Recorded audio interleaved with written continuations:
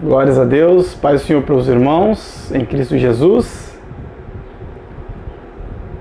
Estamos iniciando mais um momento de ensino da Palavra de Deus, transmitido no Facebook da nossa igreja, a Igreja da Multiforme Graça de Deus. Estamos iniciando um pouco atrasados hoje, né, amados? Na verdade, nosso ensino é a partir das 18h30, né? Mas infelizmente atrasamos um pouco. Mas o Senhor Deus tem nos abençoado, né? E o Senhor Deus tem nos dado graça e através disso nós estamos aqui para aprender com os irmãos da palavra do Senhor. Então, desde já, peço desculpa para os nossos irmãos. Meus queridos, nós estamos estudando o livro do Apocalipse, a maratona apocalíptica. Na sexta passada não pudemos ter aqui a transmissão, né? Por questão de trabalho. Mas hoje, atrasado, mas estamos aqui. Nós estamos estudando o capítulo de número 17, aliás, estamos interpretando ele, né? E estamos já finalizando a interpretação do capítulo de número 17. E nós paramos no verso de número 9, aliás, nós interpretamos já o verso de número 9. Tá? Nós estamos falando da Grande Babilônia, né? Da meretriz, que lá no capítulo de número 18 nós já aprendemos que é a Grande Babilônia. Lembrando que o capítulo de número 18 nós já interpretamos ele, nós pulamos do 16 para o 18, agora nós retornamos então para o 17, né? E depois, terminando o 17, hoje, nós na próxima ocasião, vamos estar interpretando o versículo de número 19, tá? Então no verso de número 17, no verso de número 9 nós já tratamos, João ele viu uma mulher montada em uma besta. A besta ela tinha 7 cabeças e 10 chifres, né? E o anjo já entregou para João ali a interpretação do que seria essa besta, do que seria a mulher, tá? Então as 7 cabeças seriam 7 colinas e nós entendemos no ensino anterior que Roma é edificada sobre 7 colinas. Aí vem a interpretação escatológica, então dizendo que a Grande Babilônia do período tribulacional seria então o mesmo lugar de Roma, tá? Essa é uma interpretação, a Bíblia não diz isso, porque Roma foi edificada sobre 7 colinas e aqui o anjo ele diz para João que as 7 cabeças da besta são as 7 colinas e a mulher, no caso sobre a besta, seria a Grande Babilônia, tá? Do capítulo número 18, que nós já tratamos sobre isso, tá bom? E ela tinha 7 cabeças e tinha também 10 chifres. Vamos ler então o verso de número 10 agora para dar continuidade àquilo que o Senhor Deus tem a nos conceder, né? Através da interpretação do Apocalipse. Verso de número 10. E são também 7 reis, 5 já caíram e 1 existe. Outro ainda não é vindo, e quando vier convém que dure um pouco de tempo.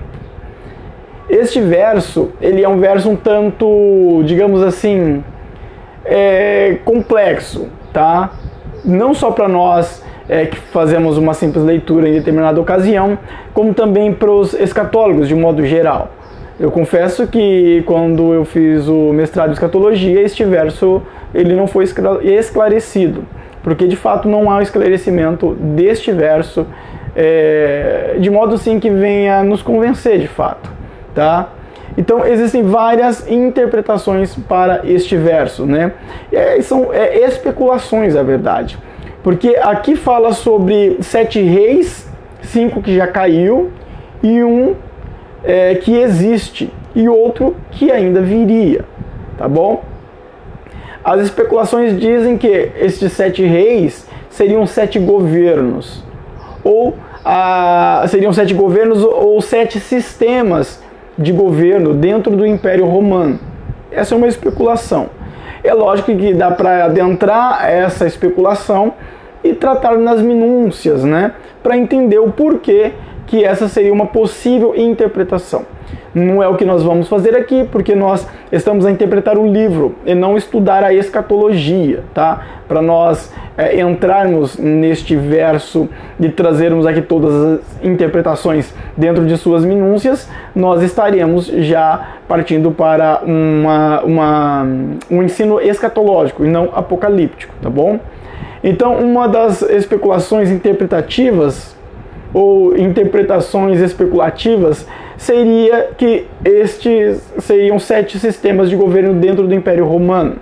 Outra especulação seria que estes são 7 imperadores, tá? 7 governantes.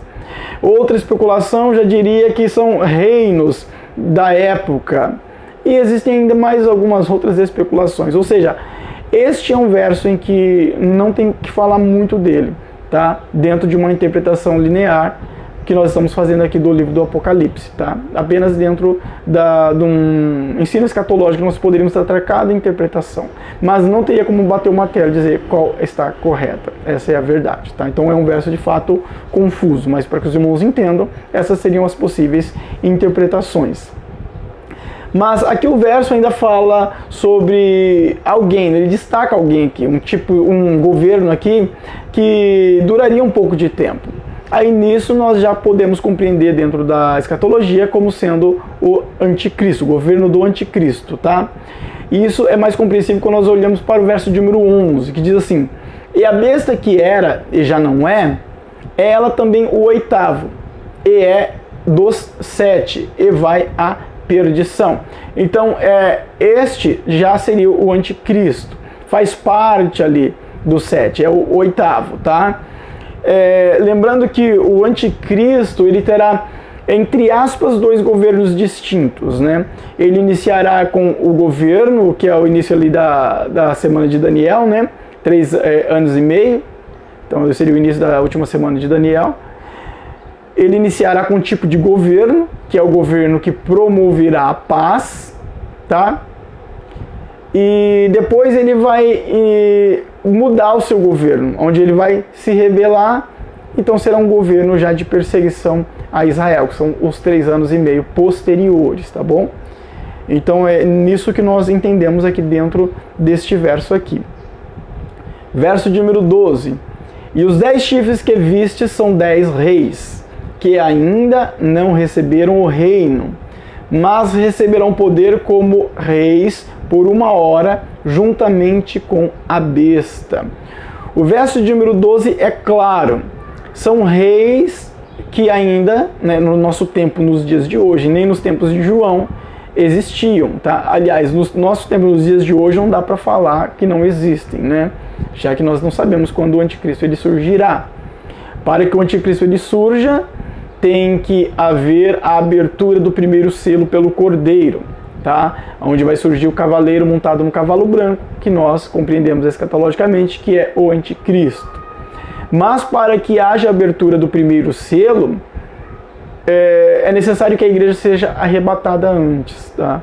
Então a igreja tem que ser arrebatada, para que depois haja a abertura do primeiro selo, vai surgir o anticristo, e depois com o anticristo surge aí o falso profeta, vai surgir a marca da besta e tudo mais, tá? Então o verso de número 12 está falando de reis, né, e reinos vindouros. Estes são reis do período tribulacional, tá ok? E aqui diz que eles receberão poder por 1 hora. É difícil de interpretar também este verso, mas vale lembrar que dentro da cultura persa, por exemplo, existia a ocasião em que os chamados sátrapas, que eram na verdade governantes de províncias, que atuavam como juízes inclusive, havia uma ocasião em que eles recebiam poder por 1 hora, para que depois eles passassem esse poder para o rei, tá? Para o que imperava ali entre eles. Isso na cultura persa, tá? É a única coisa que nós podemos tirar dentro da história para poder trazer em paralelo com este verso aqui, é isso, tá? Mas como esse verso, né, não foi escrito para os persas em si, então fica difícil de saber se aqui está sendo uma alusão à cultura persa, já que poderia muito bem ser conhecida pelas pessoas ali dos tempos bíblicos, né, dos tempos de João, ou se não seria isso, tá? Mas é isso que nós podemos trazer aqui para auxiliar na interpretação. Mas o que o verso diz é que eles receberão de fato poder por 1 hora, tá? Mas este poder, ele não vai permanecer com eles, o verso diz, por 1 hora. Mas é o poder que será todo direcionado ao anticristo, tá bom? Isso está no verso, então, de número 12. Fala dos reis do período tribulacional. Verso de número 13. Estes têm um mesmo intento, entregarão o seu poder e autoridade à besta. Aí volta aquela questão dos sátrapas lá da cultura persa, tá? Dá para entender que seria mais ou menos parecido, tá? Aqui eles entregam poder à besta, ou seja, eles têm o mesmo intento. Na sua tradução pode estar diferente, mas está deixando bem claro que o objetivo deles é o mesmo da besta, o mesmo do anticristo. Então, eles têm o mesmo intento, o mesmo objetivo, eles querem as mesmas coisas, eles estão trabalhando ou estarão trabalhando em função dos mesmos ideais, tá ok? Verso de número 14. Estes combaterão contra o Cordeiro e o Cordeiro os vencerá, porque é o Senhor dos senhores e o Rei dos reis. Vencerão os que estão com ele, chamados e eleitos e fiéis. Apocalipse 7:14. Aliás, 17:14, né? Nós estamos no capítulo de número 17. O verso de número 14, ele está dando um salto para o período do Armagedon, tá? É um salto que está dando aqui. Enquanto aqui está falando ainda da meretriz, já está falando ali da grande Babilônia, né, da mulher sentada na besta, montada na besta, e está trazendo a interpretação para João, para que depois no capítulo número 18 venha ali a condenação da grande meretriz, né, que seria a grande Babilônia, e também as consequências que vai surtir por conta de sua condenação, tá? Está tratando deste assunto, mas aqui no verso de número 15 que nós lemos, no verso número 14, aliás, que nós lemos, aqui dá-se um salto para o período do Armagedon. Qual é o período do Armagedon? Seria no final do período tribulacional, onde o anticristo com os reis da terra se levantarão contra Israel, ali no vale de Meguido, e ali ocorrerá a batalha, né, que nós conhecemos como a Batalha do Armagedon, onde Jesus aparecerá nos altos céus, que a Bíblia diz que todo olho verá, de fato todos verão, tá? E aparecerá ali com seus anjos, com os santos. Jesus ele vai batalhar contra este grande exército, e nesta ocasião que Satanás ele será preso, será estabelecido do terreno, né, o reino milenário de Jesus Cristo, e Satanás estará preso por 1000 anos. Esta batalha é a Batalha do Armagedon, que nós vemos ali no capítulo de número 19, que nós vamos tratar ainda sobre isso, tá? Não tem nada a ver com o Gog e Magog de Apocalipse 20. O Gog e Magog de Apocalipse 20 já é depois que Satanás é solto. Lembrando que o Gog e Magog de Apocalipse 20 não tem nada a ver com o Gog e Magog de Ezequiel capítulo 37 e o capítulo de número 38, tá ok? São coisas distintas, tá? Mas não vamos aqui misturar as coisas, tá? Verso de número 14, então, é um salto que está dando para o Armagedon. Já está dizendo o que vai acontecer lá na frente. Aí o verso de número 15 já retorna novamente para aquilo que está sendo discorrido, que é a respeito da grande Babilônia, tá? Verso de número 15. E disse-me, as águas que vistes, onde se assenta a prostituta, são povos e multidões e nações e línguas. A grande prostituta aqui, lembrando, é a grande Babilônia, tá? A grande Babilônia, escatologicamente falando, há uma possibilidade de que seja a Roma de hoje, que ela será estabelecida na onde é a Roma hoje, já que Roma foi edificada sobre 7 colinas. Todo mundo sabe disso, tá? Isso não é uma interpretação, de fato ela foi edificada sobre 7 colinas. E o anjo disse para João que as cabeças, ali as 7 cabeças da besta em que estava a grande meretriz, são 7 colinas, tá bom? Então, até aí, tudo entendido. Então, aqui está falando da grande meretriz que está sentada sobre muitas águas. A grande meretriz aqui é a grande Babilônia. E as águas, o anjo já deixou claro aqui, que povos, línguas e nações, tá? Então, ela terá o apoio dos povos, terá o apoio das nações. todos apoiarão ela, todos viverão através dela. Nós tratamos isso já no capítulo de número 18, onde os mercadores eles lamentarão ali a grande perca, né, por conta ali da condenação da grande Babilônia, porque eles não mais conseguirão sobreviver economicamente, né? Então os mercadores, ali as nações, os reis da terra chorarão por conta disso. Verso de número 15, agora vamos para o verso de número 16. E os 10 chifres que viste na besta são os que odiarão a prostituta, e colocarão desolada e nua, comerão a sua carne e queimarão no fogo. O verso de número 16, ele traz uma reviravolta.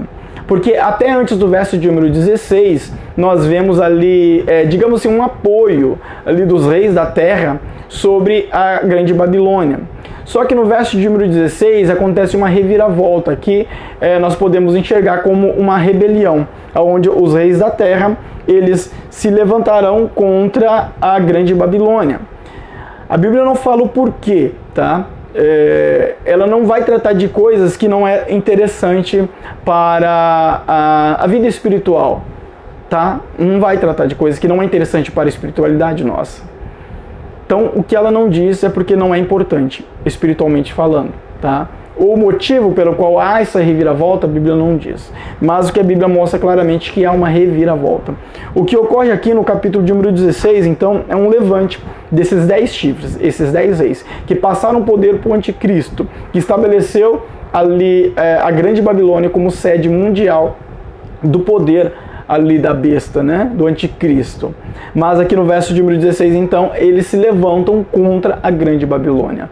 Quando eles se levantam contra a grande Babilônia, ocorre que nós conhecemos como uma condenação dela, que já foi vista lá no capítulo de número 18. Então lembra que lá no capítulo de número 18, a grande Babilônia é condenada, né, ela sofre o juízo de Deus, e todos se lamentam por conta dela. Então, este juízo, ele acontece através destes 10 reis que está aqui no capítulo de número 16, aliás, no capítulo de número 17, o verso de número 16 que nós lemos, tá ok? Aí o capítulo de número 17 diz assim: porque Deus tem posto em seus corações, o coração de quem? Dos reis, dos 10 reis, que cumpram o seu intento, e tenham uma mesma ideia, e que deem a besta o seu reino, até que se cumpram as palavras de Deus. Então, este juízo, que é juízo de Deus, ele acontece através dos 10 reis. E aqui no começo do verso de número 17, diz que Deus tem posto no coração deles, para que eles tenham o mesmo intento, ou seja, agir contra a grande Babilônia, tá? Este verso aqui é um verso que eu sei que não faz parte aqui da nossa interpretação, da nossa maratona apocalíptica, mas vale lembrar por conta do auxílio que nós temos aqui para poder interpretar este verso. Este é um verso muito forte para a questão da pré-eleição do calvinismo. O calvinismo diz que Deus já elegeu o povo que vai ser salvo, o que né, teoricamente não faz tanto sentido, já que se ele elegeu quem vai ser salvo, então não há necessidade de pregar o evangelho para ninguém, né? Se todo o eleito já é salvo. Mas não é o nosso assunto. Que Deus já elegeu quem vai ser salvo e que ele está controlando todos os acontecimentos. Isso é o que o calvinismo ele ensina, que ele prega, tá? Que Deus ele controla os acontecimentos, tá? E o verso aqui, ele diz, porque Deus tem posto em seus corações. Então Deus pôs no coração dos reis este intento. Então um verso que dentro do calvinismo auxilia essa ideia. Deus colocou, ou seja, Deus está controlando os acontecimentos, fazendo com que os reis executem o seu juízo contra a grande Babilônia. Só que, na verdade, não é isso que o verso está dizendo em si. Se nós formos procurar no original grego, quando diz aqui que Deus pôs, né, que foi posto em seus corações, essa palavra posto, ele vem do grego didome, que significa oferecer, tá? Vem do verbo oferecer. Ou seja, não que Deus pôs né, no coração deles este intento, de modo que Deus colocou lá e eles são obrigados a executar a ação de Deus. Não. Deus ofereceu a eles esse tipo de intento. É isso que no grego original diz. Ele foi oferecido. Eles poderiam aceitar ou não aceitar. Neste caso, eles aceitaram. Eles abraçaram e executaram o que foi o juízo de Deus contra a grande Babilônia, tá? Então, didome, que aqui no grego significa oferecer, ou seja, permitir-se a chegar a. Deus permitiu que ele se achegasse a eles esse tipo de sentimento. Eles poderiam aceitar ou não. Neste caso, eles vão aceitar e vai executar o juízo de Deus. Basicamente foi isso que ocorreu ali com Caim, por exemplo. Deus permitiu chegar em Caim o sentimento de querer matar o seu irmão. Mas Deus disse para Caim: a ti cumpre dominar o pecado. Caim decidiu não dominar o pecado, permitiu que o pecado dominasse a si, então ele mata o seu irmão Abel. Foi o que aconteceu, que ocorreu ali com José. Deus permitiu que se achegasse a José a tentação ali da mulher de Potifar e o sentimento no coração de José. José poderia ter aceitado ou não, cedido ou não. E José decidiu não aceitar, ele decidiu não ceder, tá? Então José não pecou contra Deus. Então note que há um contraste aí entre Caim e Abel. É o mesmo que ocorre, por exemplo, com Judas Iscariotes, e o mesmo que ocorre com Pedro. Deus permitiu que Satanás ele viesse tentar Judas Iscariotes, tá? Judas Iscariotes aceitou, permitiu, deu brecha, Satanás entrou nele, tá?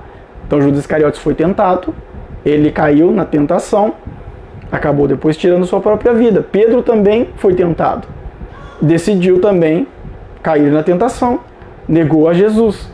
Mas a diferença é que Judas Iscariotes, ele não conseguiu retornar ali à vontade de Cristo, ele acabou tirando sua vida. Pedro não, Pedro já retornou. Então note que há ali uma opção, né? Houve uma opção para Judas, houve uma opção para Pedro, né? Houve uma opção para José, houve uma opção para Caim. Do mesmo jeito que aqui, dentro do grego, há uma opção para os 10 reis, tá? Foi oferecido a eles esse sentimento e eles optaram por aceitar. Então eles executarão o juízo de Deus contra a grande Babilônia no período tribulacional, ok? Verso de número 18. E a mulher que viste é a grande cidade que reina sobre os reis da terra. O verso de número 18 é apenas para frisar que de fato a mulher é a grande Babilônia, tá? É apenas para frisar. Como eu disse já anteriormente, em outras ocasiões, que na cultura ali do Oriente Médio é natural repetição, para que as pessoas frisassem mesmo aquilo que estava sendo dito ou escrito. Era natural, tá? Como eu disse já, a Bíblia ela é repetitiva, muito repetitiva. As pessoas às vezes não percebem isso porque às vezes fazem apenas uma leitura, né, linear ali e não percebe, mas se você estudar ela com um pouquinho mais de profundidade, a linguagem dela, você vai perceber que ela é repetitiva. Né? E o livro de Salmos, por exemplo, ele é muito repetitivo, só que ele repete com sinônimos, tá? Com palavras diferentes, ideias colocadas de um modo diferente, mas é a mesma coisa que está sendo falada. Isso é comum na cultura do Oriente Médio. E o livro do Apocalipse, ele segue essa mesma cultura, tá? Então ele é repetitivo. Como nós vimos no capítulo de número 18, que nós já estudamos, há uma repetição muito grande daquilo que os reis, né, os mercadores, eles sentirão em relação ali ao juízo da grande Babilônia. É muito repetitivo o capítulo de número 18.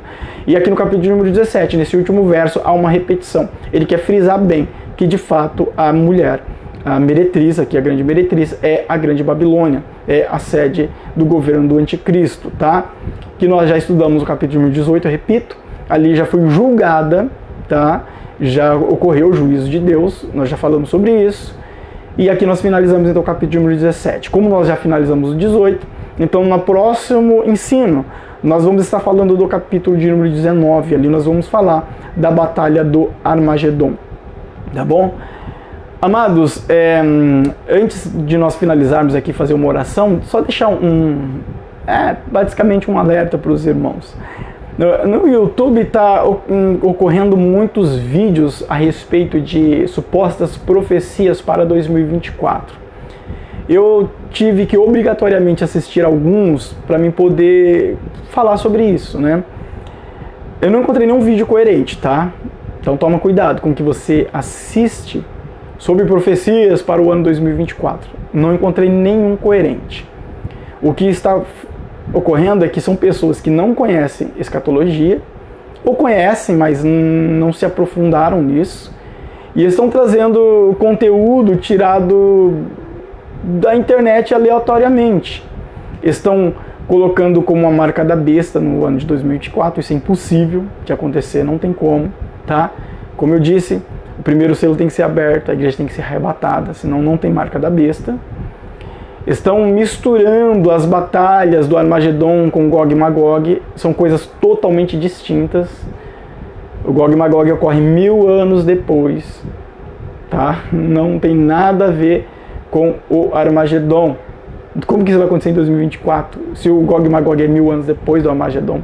E detalhe, o Armagedon é 7 anos, basicamente 7 anos depois da abertura do primeiro selo.